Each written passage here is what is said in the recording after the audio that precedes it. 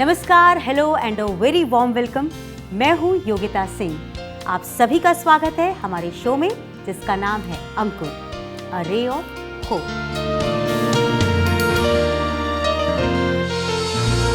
तुम बांझ हो, तुम्हें बच्चा नहीं हो सकता।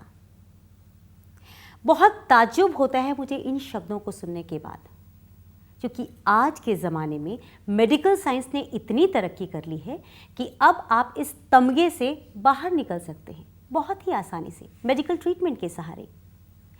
आज आपको अपने इस प्रोग्राम में हम एग डोनेशन, स्पर्म डोनेशन, इनके बारे में तमाम जानकारियां देंगे ताकि आप भी इस तोहमत के बाहर निकल सकें।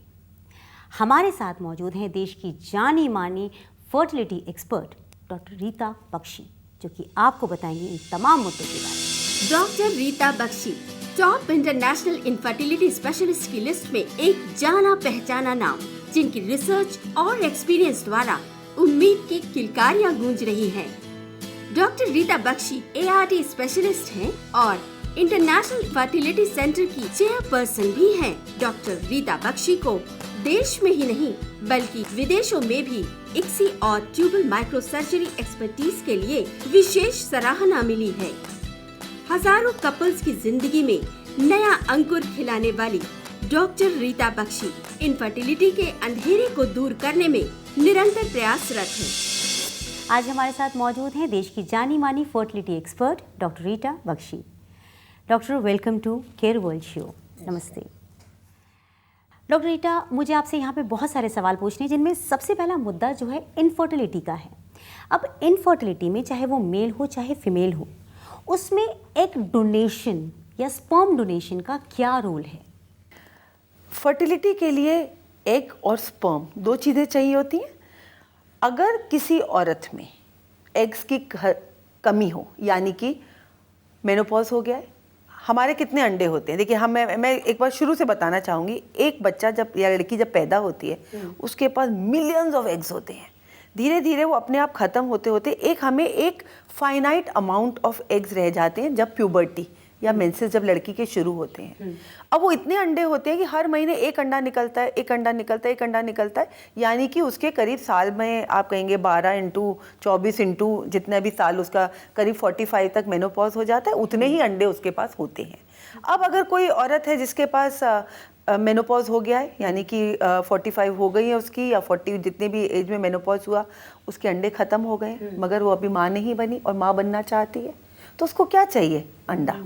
ऐसे लोगों को एक डोनेशन या अंडे की ज़रूरत पड़ सकती है, क्योंकि मात्र सुख इन सबको ज़रूरत है, और इस सुख के लिए उसकी जो कमी है, यानी कि अंडे की कमी, वो एक हम बाहर से पूरा कर रहे हैं एक डोनेशन के थ्रू। ओके, एक डोनेशन के थ्रू हम कर रहे हैं। स्पर्म डोनेशन की भी आवश्यकता होती है? जी हाँ, औरत की तरह आदमी भी कुछ ऐसे होते हैं जिनकी फैक्ट्री में, यानी कि टेस्टी में शुक्राणु पैदा ही नहीं होते, यानी कि टेस्टिकुलर फेलियर होता है, जिसे कहते हैं कि अपेरेंटली सेक्सुअली सब नॉर्मल होंगे, मगर अगर हम उनके शुक्राणु देखें उसमें कोई शुक्राणु नहीं है, यानी कि उनमें स्पर्म ही नहीं है, फैक्ट्री में बन ही नहीं रहे। कुछ ऐसे हैं जिनके ब्लॉकेज है तो भी स्पर्म नहीं आ रहे हैं। ऐसों को क्या ज़रूरत है? स्पर्म डोनेशन की, यानी कि बाहर से एक स्पर्म डोनर की।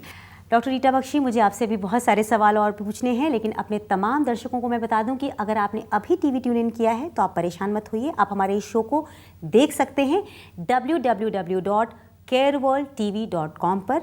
वहां जाकर के टाइप कीजिए हमारे शो का नाम, जिसका नाम है अंकुर, अ रे ऑफ होप।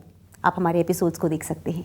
साथ ही आप तमाम लोगों को मैं बता दूं कि हमारा ये जो प्रोग्राम है ये है इनफर्टिलिटी के ऊपर। मन में कोई भी सवाल अगर उठ रहा है तो आप उन सवालों का जवाब ले सकते हैं कॉल के ज़रिए। डॉक्टर रीता बख्शी और उनकी पूरी टीम मौजूद है आपकी मदद करने के लिए। डॉक्टर रीता, अगर मैं आपसे ये सवाल पूछूं कि एग डोनर कौन हो सकता है, मतलब who can be a donor, तो क्या जवाब होगा आपका?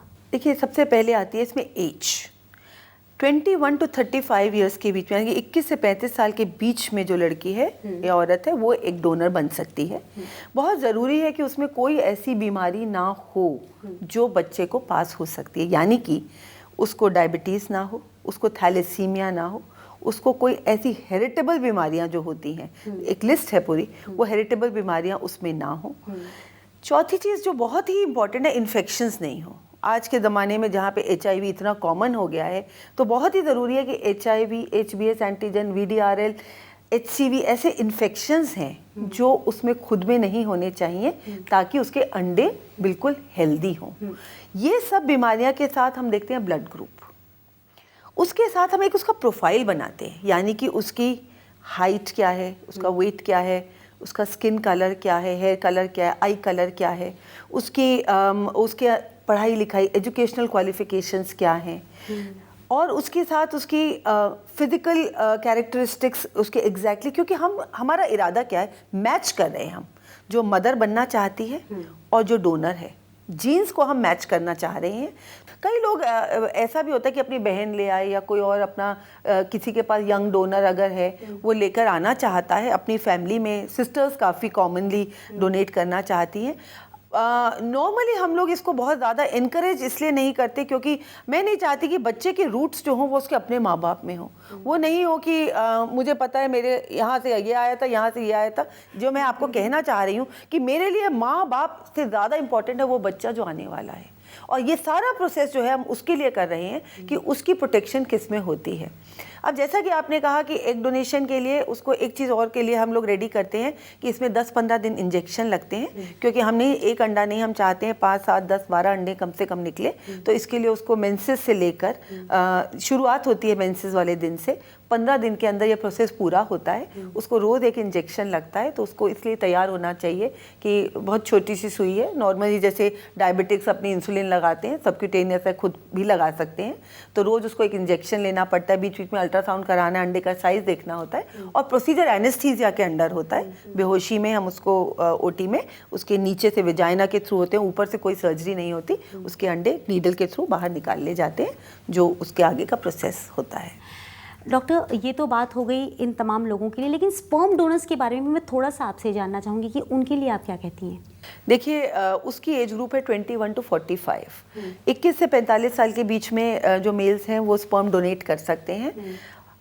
एग डोनेशन के बनस्पत स्पर्म डोनेशन बहुत आसान सा तरीका है, और लड़की को एग डोनेशन के लिए थोड़ा ओटी प्रोसीजर है, ये है, आदमियों के लिए बहुत इजी है। तो स्पर्म बैंक्स बने हुए हैं जहाँ पर मेल डोनर्स जाते हैं, जिनकी हर 3 महीने में टेस्टिंग होती है। क्योंकि अगर आपको बोलूँ तो HIV ऐसा टेस्ट है जो 3 महीने का विंडो पीरियड होता है। इसलिए अगर मैंने आज आपका स्पर्म लिया तो हम फ्रीज करके रखते हैं उसको 3 महीने के लिए। आपके 3 महीने बाद एक बार फिर से HIV टेस्ट करते हैं, और जब हमको पक्का हो जाए कि नहीं HIV नहीं आया है और वो जब से स्पर्म दिया है, तो फिर हम इसको स्पर्म को यूज़ करते हैं। तो जिन आदमियों में स्पर्म या शुक्राणु ज़ीरो हैं, उनके लिए ये और बहुत आसान और बहुत सस्ता तरीका है। क्योंकि ऑपरेशन कराएंगे, सपोज आपकी नलकी ब्लॉक्ड है, या आप IVF के थ्रू अगर आपका स्पर्म नहीं आ रहा है मगर ये बहुत ही सिंपल तरीका है। स्पर्म डोनर का सैंपल लेंगे, हम फ्रोजन सैंपल को थॉ करेंगे और IUI या सिंपल प्रणाली में उसको सीमेन सैंपल को औरत के यूट्रस के अंदर डालकर उसको प्रेगनेंसी का बहुत खूबसूरत चांस दे सकते हैं। डॉक्टर रीटा, मैं चाहूँगी कि आप एक प्यारा सा मैसेज हमारे तमाम दर्शकों को दें। मैं कहूँगी कि अगर आपके पास कोई कमी है, चाहे एग की या स्पर्म की, आप इस प्रणाली को यूज़ कर रहे हैं, आप एक डोनर लेकर या स्पर्म डोनर लेकर। देखिए, स्पर्म डोनर के लिए आपने सीधा स्पर्म अपनी वाइफ के अंदर डलवाया, और आपकी वाइफ के एग्स हैं, उसका अपना बच्चा है। अगर आपके एक डोनर की कमी है, आपने एक बाहर से लिया, स्पर्म आपके अपने हस्बैंड का है, दोनों को मिला के बच्चा अपनी वाइफ में डलवाया, वो प्रेग्नेंट हुई, उसको वो फील आया कि उसने बच्चा पैदा भी किया, बच्चा अभी भी आप ही का है। इतना आसान तरीका है माँ बाप बनने का। एक डोनर या स्पर्म डोनर, खाली आपके कदम बढ़ाने की देर है और आप बच्चा अपने सुख ये पा सकते हैं। वाह doctor Rita Bakshi, so lovely, बहुत ही आसान तरीका आपने बताया। आपका ये मैसेज हम सब के लिए बहुत हेल्पफुल है, स्पेशली हमारे केयर वर्ल्ड के दर्शकों के लिए। Thanks for coming, thank you so much. Thank you. Friends, आज हमने बात की एग डोनेशन और स्पर्म डोनेशन के बारे में। कोई भी मुद्दा अगर अनछुआ रह गया है तो आप उन सवालों को अपने तक मत रखिए। आप हमसे पूछ सकते हैं, आप संपर्क कर सकते हैं, आप मिल सकते हैं उस पते पर जो अभी फ्लैश होगा आपकी टीवी स्क्रीन पर। International fertility centre, G36, green park main, new Delhi 110016। हमारे फोन नंबर्स हैं 0 09555444421, 09555444422 और 09555444423। हमारी वेबसाइट है www.internationalfertilitycenter.com। हमारा ईमेल एड्रेस है rita@internationalfertilitycenter.com। दोस्तों अब मुझे दीजिए इजाजत, आपसे फिर मिलूंगी अपने अगले एपिसोड में कुछ नई बातों को लेकर के। Till then keep smiling, take care of yourself, क्योंकि हमें आपकी फिक्र है।